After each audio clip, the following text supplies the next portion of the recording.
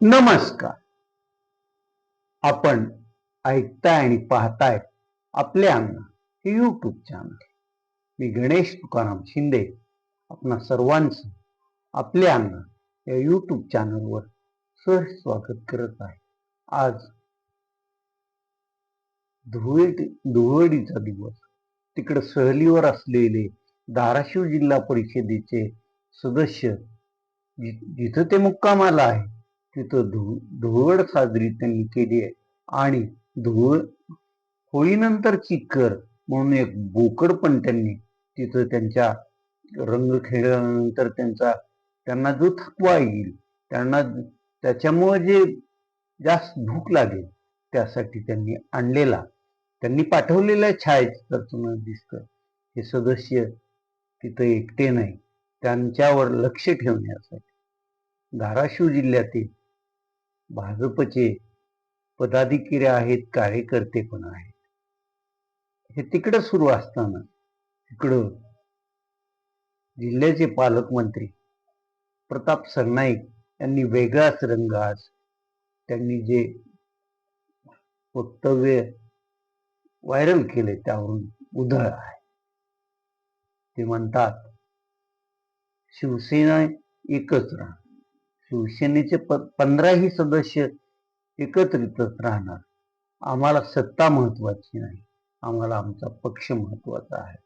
कोणी काही उठता अफवा पसरतो शिवसेनेत फूट आहे, तानाजी सावंत यांना वगळून आमचे काही शिवसेनेचे सदस्य सत्ता जे कोण स्थापन करणार असं सतत बोलत आहेत, त्यांच्याबरोबर आहेत असं सांगतात.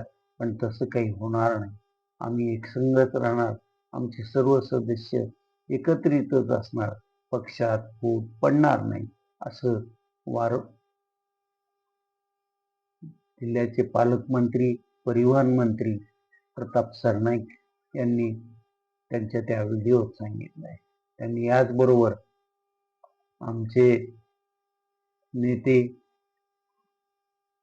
माजी मुख्यमंत्री आणि विद्यमान मुख्यमंत्री असलेले एकनाथ शिंदे हे जो काही निर्णय घेतील तो आम्हा सर्वांना मान्य असेल आणि ते आमच्या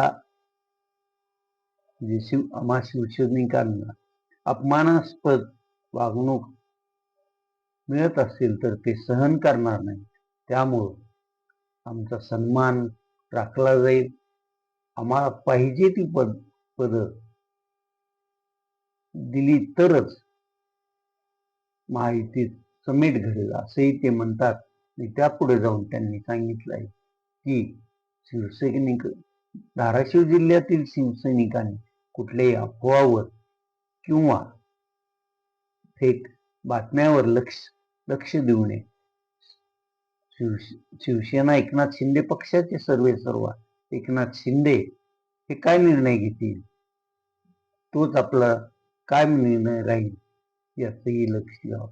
आम्ही आमच्यातून प्राध्यापक डॉक्टर तानाजी सावंत हे वेगळे नाहीत हेही त्यांनी परत सांगितलेलं आहे.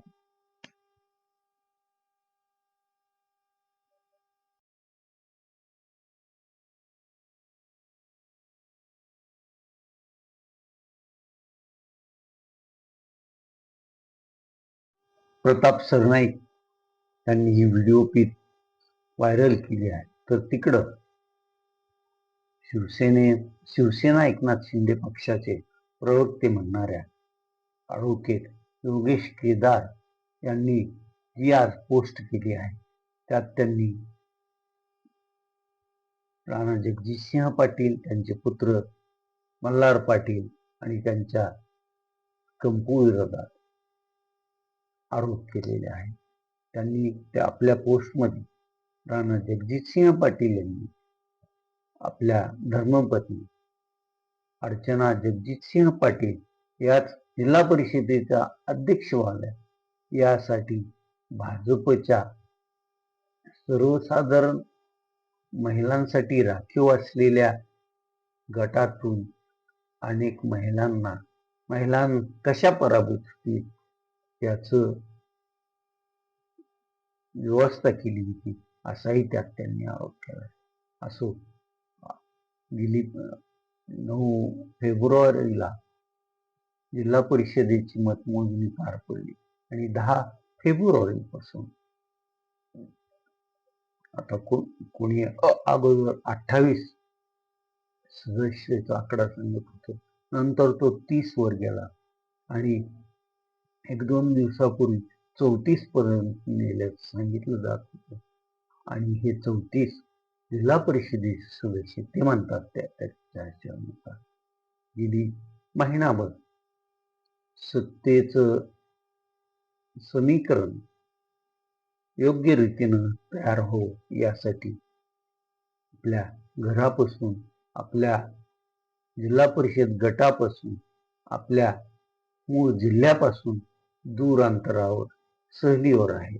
आणि आज त्या सहलीचा त्याच्यात त्यांनी आपला हिंदू धर्मातला एक सण आहे धुलीवंदन, ते विसरले नाही. त्यांनी आज धुलीवंदनाचा सण ते जिथं मुक्कामाला आहेत ते साजरा केला आहे. एकमेकांची तोंड रंगवली आहे आणि सोबतच एक बकरं पण त्यांच्या हातात दिसते. कदाचित त्या बकऱ्याचं त्यांचं ते धुलीवंदनाचा कार्यक्रम संपल्यानंतर त्या बकऱ्याला सुरी लावली जाणार असणार आहे आणि त्या बकऱ्याचं मटण शिजल्यानंतर हे सर्व सहलीवर गेलेले सदस्य, त्यांच्यावर निगराणी करणारे मंडळी एकटे ताव मारत असतील असंच वाटतंय.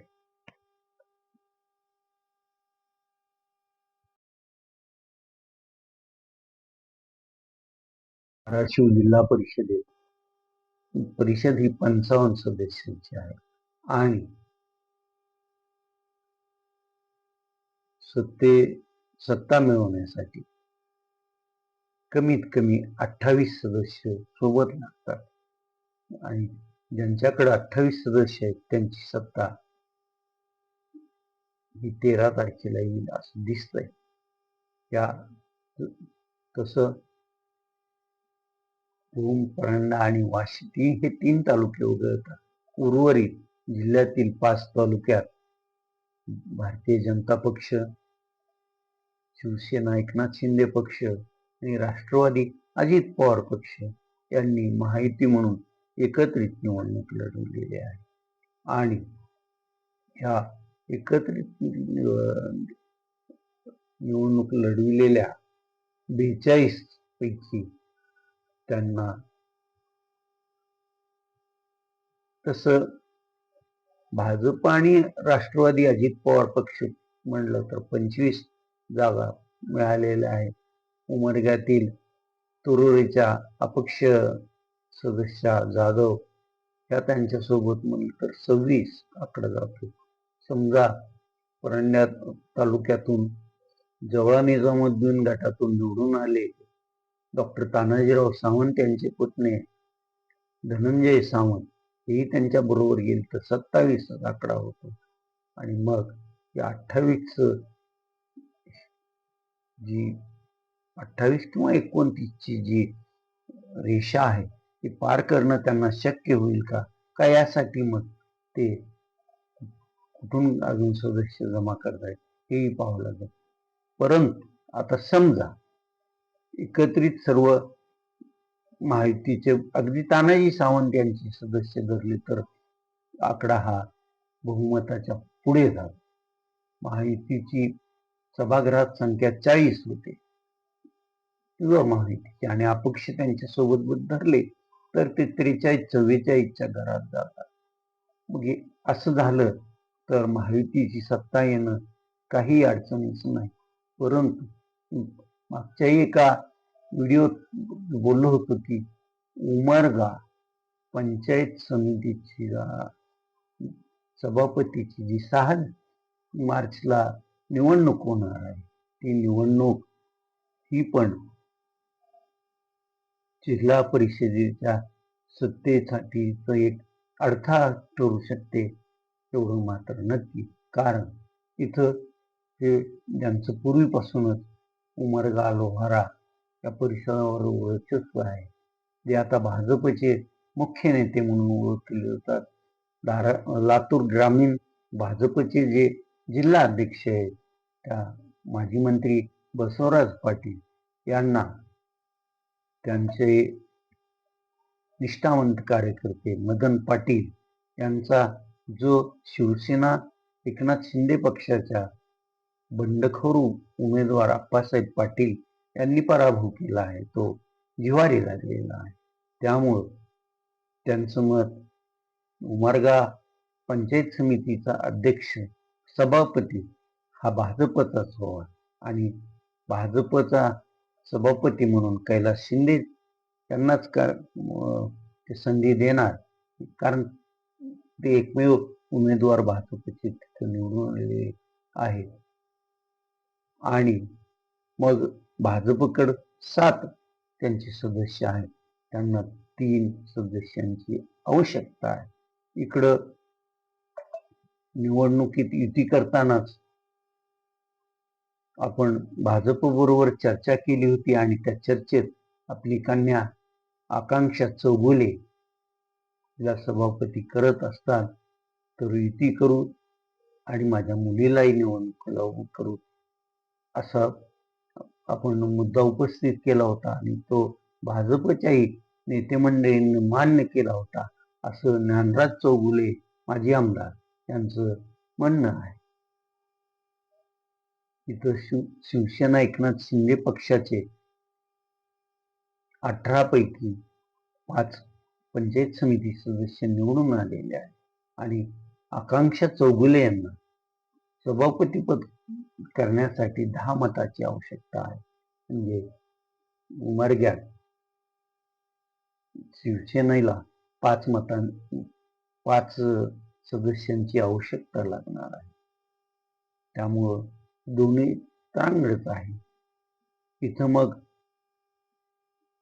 पंचायत समितीत निवडून आले काँग्रेसचे 3, अजित पवार राष्ट्रवादी पक्षाचा 1 आणि शिवसेना उद्धव बाळासाहेब ठाकरे पक्षाचं 1 आणि 1 अपक्ष. ह्या दोन्ही पक्षापेक्षा वेगळे सदस्य आहेत, त्यांच्याशी संधान बांधण्याचं दोन्हीकडून प्रयत्न सुरू आहे. त्यामुळं उमरगा पंचायत समितीत घोडा बाजार होणार हे नक्की आहे. समजा इथं भाजपचे कैलास शिंदे हे सभापती झाले तर मग उमरगा आणि लोहाऱ्यामध्ये शिवसेना एकनाथ शिंदे पक्षाचे जिल्हा परिषद सदस्य हे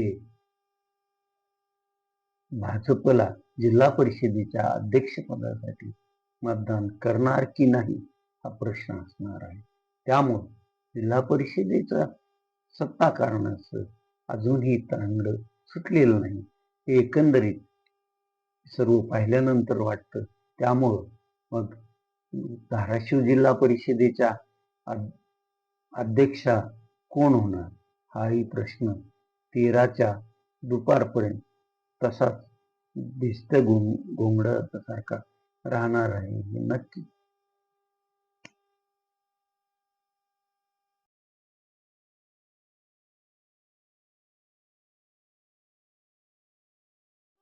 लातूर शहरातील खंडापूर परिसरातील भव्य अशा प्रांगणात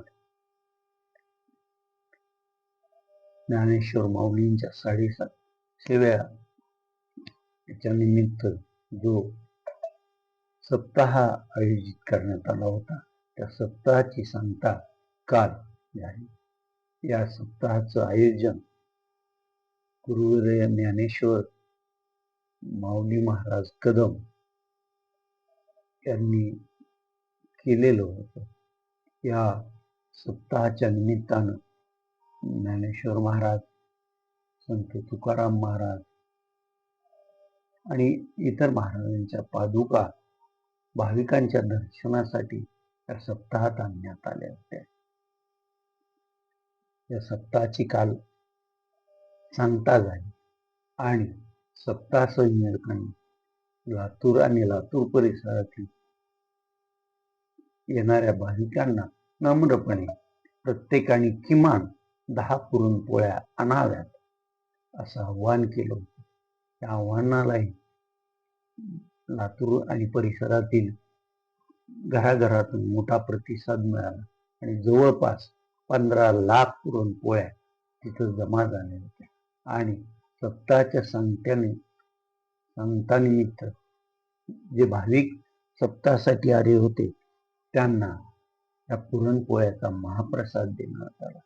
मग कोणा भाविक 2 ते 5 अशा पुरणपोळ्याच्या संख्या भाविकांना प्रसाद देताना ठेवण्यात आलेली होती. हा पूर्ण सप्ताह शांततेनं आणि कुठलीही गडबड गोंधळ न होता पार पडला. मात्र काही दैनिकांनी लातूरच्या आणि युट्यूबवरील न्यूज चॅनल्सनी पण खऱ्याच या पादुका त्या संतांच्या आहेत की काय नाही अशी शंका निर्माण केलेली आहे. त्यांचं म्हणणं असं, या सप्ताहाचं वार्तांकन करण्यासाठी पत्रकारांना मुभा होती, मात्र कॅमेरा नेण्यास मुभा नव्हती आणि त्यामुळं त्यांनी ही शंका उत्पन्न केलेली आहे. असं कुठलाही मोठा समारंभ असेल तिथं त्याची उणी काढण्याचं काम चालूच असतं. तर आपण आज इथंच थांबू. तुम्ही आपल्यांना यूट्यूब चॅनल सबस्क्राईब करा, लाईक करा, कमेंट पण. धन्यवाद.